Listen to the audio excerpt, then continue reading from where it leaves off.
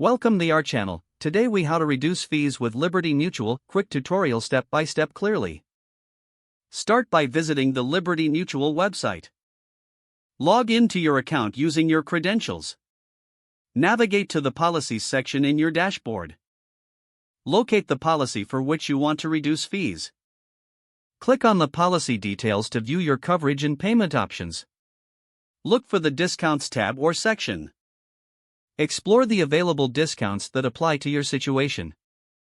Check for options like multi-policy discounts or safe driving discounts.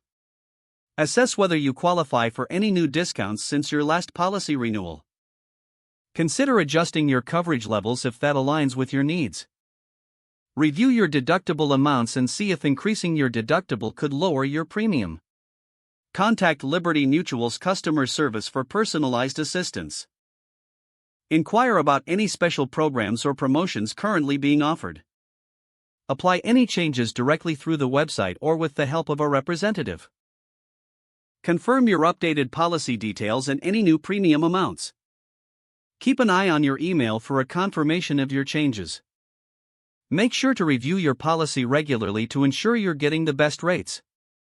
If the page does not load, refresh the browser or try again in a private or incognito window. Make sure you are using the correct email address, then retype it carefully to avoid small typos.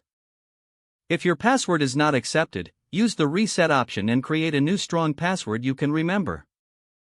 Check your spam folder for verification or security emails, then complete any requested confirmation steps. Enable two-factor authentication if available to improve account security and reduce unauthorized access risk.